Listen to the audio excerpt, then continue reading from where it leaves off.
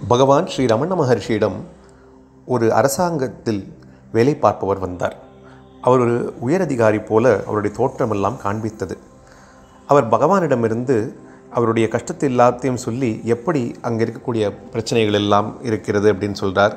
என்னெல்லாம் எந்த விதத்தில் லஞ்சம் லாவண்யங்கள் எல்லாம் அங்கே தலை தோங்கி இருக்கிறது அப்படிங்கிறதெல்லாம் சொல்கிறார். பகவானிடமிருந்து ஒரு பதில் வரும் அப்படின்னு அவர் காத்து கொண்டே இருந்தார்.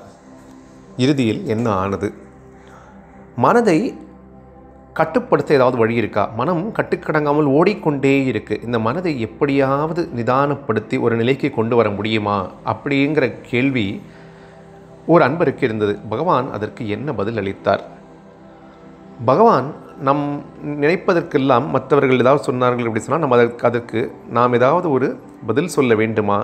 இல்லை ஏதாவது ஒரு கேள்வி கேட்டால் பகவான் எப்படி பதில் அளிப்பார் அப்படிங்கிறதெல்லாம் தான் இந்த பதிவில் பகவான் ஸ்ரீ ரமண மகர்ஷியின் அருள் கடாட்சத்தால் நாம் பார்க்க போகிறோம். அதாவது மௌனம், அமைதி, இதோடைய முக்கியத்துவத்தை பகவான் எப்படி எடுத்து காமிச்சார் அப்படிங்கிறத பார்க்குறோம். ஓம் அகத்தீசாய நம. 1932ஆம் ஆண்டு PLN சர்மா அப்படிங்கிற ஒரு பக்தர் பகவான் ரமண மகர்ஷியை பார்க்க வரார். பகவான் ரமண மகர்ஷி அந்த ஆசிரமத்தில் கம்பீரமாக அந்த புலித்தோல் மீது சின்முத்திரியுடன் அப்படியே ஒரு தியான நிலையில் அமர்ந்து கொண்டிருக்கார். பகவானுடைய கண்களை பார்க்கும்பொழுது அந்த கண்களில் இருக்கக்கூடிய அந்த பொலிவு, அந்த ஒளி, ஞான ஒளி இவரை அப்படியே ஈர்க்கிறது. பகவானை இன்னும் பார்க்க இவருக்கு அந்த ஒளி அவருக்கு நல்லாகவே தெரிய ஆரம்பிக்கிறது, உணர முடிகிறது அந்த இறை சக்தியை. அந்த கண்ணிலிருந்து அந்த மனிதரால் நகரவே முடியவில்லை. அந்த தீக்ஷண்யமான பார்வை, குரு பார்வை, அந்த பார்வை மூலமாக கூட பகவான் நமக்கு நிறைய அனுகிரகம் கொடுப்பார் அப்படிங்கிறத நம்ம பார்த்துருக்கோம். பகவான் ரமண மகர்ஷி அப்படியே அந்த யோக நிலையை உட்கார்ந்து கொண்டிருக்கார். இந்த ஒரு காட்சி அவருடைய மனதை சாந்தப்படுத்துகிறது.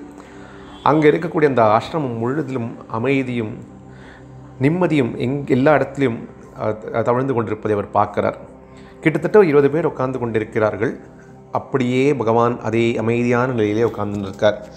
திடீர்னு ஒரு மணி அடிக்கிறது. அந்த மணி எதை குறிக்கிறது அப்படின்னால் மத்தியானம் சாப்பாடு தயாராகிவிட்டது அப்படிங்கிறத குறிக்கிறதுக்காக அந்த மணி அடிக்கிறது. பகவான் தலையசைத்து அனைவரையும் சாப்பிட அழைக்கிறார். அந்த சாப்பிடக்கூடிய அந்த இடத்திற்கு எல்லாரும் செல்கிறார்கள். பகவான் ஒரு இடத்தில் உட்கார்ந்து கொள்கிறார். இந்த அன்பரும் ஒரு இடத்தில் உட்கார்ந்து கொண்டு அவருக்கு சாப்பாடெல்லாம் பரிமாறப்படுகிறது. பரிமாறப்பட்ட பிறகு இவர் அவருடைய அந்த இலையை எடுத்து அவரே போடுகிறார். அந்த இடத்தை சுத்தம் செய்கிறார். இது அவருக்கு ஒரு ஆத்ம திருப்தியை கொடுக்கிறது. அடுத்த நாள் மறுபடியும் காலையில் ரமணாசிரமத்துக்கு செல்கிறார். பகவான் ரமணாசிரமத்தில் மறுபடியும் உட்கார்ந்து தியானத்தில் இருக்கார். அப்போது அங்கே படாடோபத்துடன் ஒரு அரசாங்க அதிகாரி உள்ள வரார். அவர் சுற்றி பார்த்தோம்னா கிட்டத்தட்ட ஒரு பியூன்களின் படையே இருக்குது. வரார், பகவான் முன்னாடி உட்கார்றார், பேச ஆரம்பிக்கிறார். எப்படி லஞ்ச லாவண்யம்லாம் அங்கே அப்படி தழைத்து கொண்டே இருக்குது அப்படின்னு சொல்கிறார். எப்படி இது எல்லாத்தையும் அவர் கட்டுப்படுத்த என்னெல்லாம் முயற்சி எடுக்கிறார் அப்படின்னு சொல்கிறார்.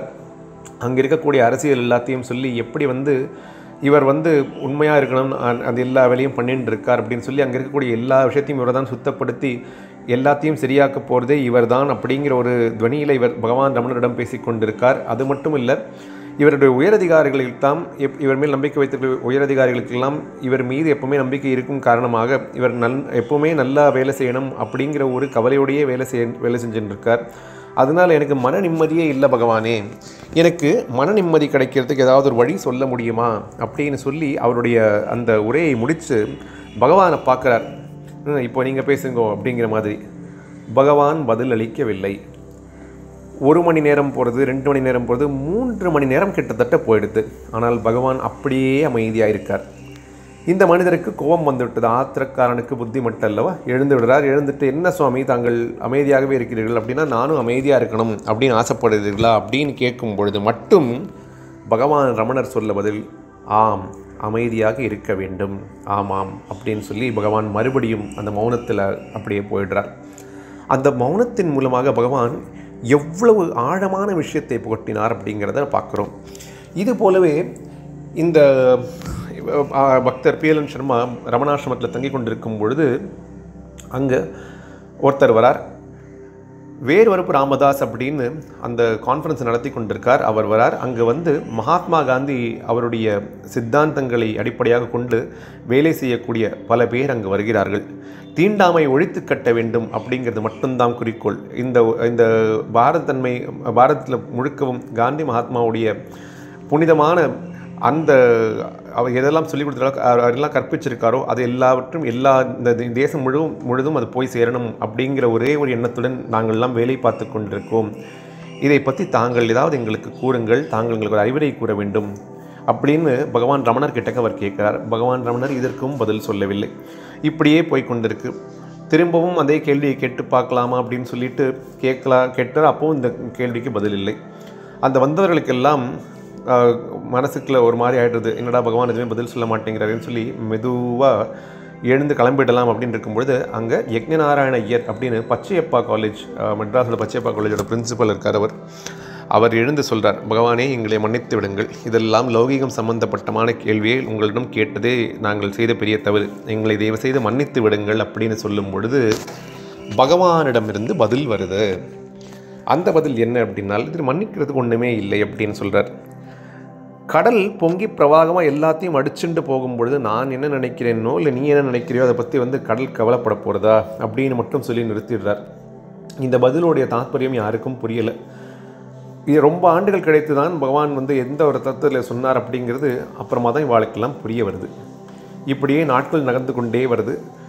இந்த PLN சர்மாவுக்கும் பகவான் ரமண மகர்ஷியிடம் ஏதாவது ஒரு வார்த்தை பேசிவிட வேண்டும், அவருக்கு ஒரு கேள்வி கேட்டு அதற்கு ஒரு பதில் வேண்டும் அப்படின்னு இவரோட மனசில் ஒரு எண்ணம் வந்துட்டே இருக்குது. அந்த கடைசி நாள் போகிறார். பகவான் ரமணரையே பார்த்து கொண்டிருக்கார். பகவான் ரமணருடைய கண் பார்வையை பார்க்கலான்னு பார்க்குறாரு. ஆனால் முடியலை. நிறைய வாட்டி ஒரு கேள்வி கேட்கலாம்னு எழுந்திருக்கிறார். ஆனால் எழுந்தும் இவரால் கேள்வி கேட்க முடியலை. ஒரு வழியாக பகவானை கூப்பிட்டு இவர் ஒரு கேள்வி கேட்டுடுறார். பகவானே, என்னுடைய மனசு எனக்கு கட்டுப்பட்டு நடக்க மாட்டேங்கிறது. அது அதோட இஷ்டத்துக்கு தெரிஞ்சு கொண்டே இருக்குது. எனக்கு நிறைய தொந்தரவு செய்து கொண்டே இருக்குது. என் மீது கருணை காட்டுங்கள். நான் எப்படி அதை வந்து என்னுடைய கட்டுக்கோப்புக்குள்ளே வச்சுக்கொள்ள வேண்டும் அப்படிங்கிறதுக்கு தாங்கள் தான் ஒரு மார்க்கம் சொல்லணும் அப்படின்னு பகவானிடம் கேட்கும் பொழுது பகவான் அன்போடும் பாசத்துடன் அந்த பக்தரை நோக்கி பார்க்குறார். ரொம்ப ரொம்ப ரொம்ப கருண்யம் நிறைந்த வார்த்தைகளை பகவான் இப்பொழுது பேச ஆரம்பிக்கிறார். இருக்கக்கூடிய இந்த பூஜை புனஸ்காரம் ஜபம் இதுக்கெல்லாம் எதற்காக இதெல்லாம் நாம் செய்கிறோம் அப்படின்னு சொன்னால் இதோட இலக்கு என்ன அப்படின்னால் மனதை கட்டுக்கோப்புடன் வைத்துக்கொள்வதுதான். மனதை கட்டுப்பாட்டில் வைத்திருந்தோம் அப்படின்னு சொன்னாலே இந்த விஷயங்கள்லாம் செய்யறதுக்கு காரணமே அதுதான். 3 வழிகள் இருக்குது. கர்மம், ஞானம், பக்தி. இந்த 3 வழிகள் இருக்குது. வேலை செய்து கொண்டிருக்கோம், அதாவது கர்மா செய்து கொண்டிருக்கோம் அப்படின்னு சொன்னால் நமக்கு ஒரு மறதி வந்துடும். இந்த மனசு வேறு, அந்த வேலை வேறு அப்படிங்கிற மறதி வந்துடும். அதனால் அந்த மனசை கட்டுப்படுத்தணும் அப்படிங்கிற அந்த எண்ணம் நமக்கு வராது. ஏன்னா அந்த மனசே அந்த வேலையில் ஈத்திரும். அதனால் நமக்கு அந்த எண்ணம் நமக்கு தோன்றாது. 2வது பக்தி. இந்த பக்தி அப்படிங்கிற விஷயத்தில் என்ன ஆகுதுன்னா, அந்த மனசு அப்படியே இறைவனுடன் ஐக்கியமாகிவிடுறது. ஐக்கியமானதுக்கப்புறமா மனசு என்ன, அதை எப்படி கட்டுப்படுத்தணும் அப்படிங்கிற வேண்டிய ஒரு கவலை நமக்கு தேவையில்லை. ஞானம் அப்படின்னு வந்ததுன்னு சொன்னால் அப்போ நமக்கு என்ன மனசுக்கு புரிய வரும் அப்படின்னால், மனசுங்கிறது ஒன்றும் இல்லை, கட்டுப்பாடுங்கிறதும் இல்லை, கட்டுப்படுத்த வேண்டியதும் இல்லை, கட்டுப்படுத்துபவரும் எவரும் இல்லை, இது எல்லாமே ஒன்றுதான் அப்படின்னு ஞானம் நமக்கு சொல்லிக் கொடுக்கும். இந்த 3 விஷயங்கள் இருக்கு இல்லையா, கர்மம், ஞானம், பக்தி.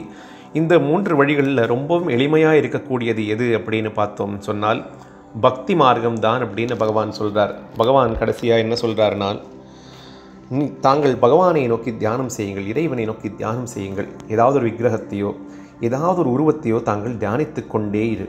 இது நிச்சயமாக உன்னுடைய மனசை அப்படியே கட்டுப்படுத்தும். அது அப்படியே ஓடிக்கொண்டே இருக்காது. அது கட்டுப்பட்டு அதுவாகவே அடங்கி ஒருநிலைப்பட்டு நிற்கும் அப்படின்னு பகவான் ஆசீர்வாதம் செய்தார். இவருக்கு PLN சர்மாவுக்கு ரொம்ப ரொம்ப ரொம்ப சந்தோஷமும் நிம்மதியும் கிடைத்தது. ஏன்னா ஏற்கனவே 2 பேரோடு பார்த்தோம், எந்த விஷயத்திலையும் பகவான் பதில் பேசவே இல்லை. ஆனால் இவருக்கு பதில் பேசியிருந்தார் சொன்னால் இந்த PLN சர்மா எவ்வளோ பெரிய பாக்கியசாலி அப்படிங்கிறத பார்க்குறோம் இல்லையா. இது போலவே நாமும் மனதை கட்டுப்படுத்த பகவான் ரமண மகர்ஷியின் அருள் கடாட்சம் பெற்று நிம்மதியான வாழ்வு வாழ வேண்டும் அப்படின்னு கேட்டுக்கொண்டு இப்பொழுது பேசப்பட்ட வார்த்தைகள் அனைத்தையும் சாட்சாத் பகவான் ரமண மகர்ஷியின் பாதங்களில் சமர்ப்பணமாக வைத்து இந்த உரையை நிறைவு செய்கிறோம். ஓம் நமோ வெங்கடேசாய.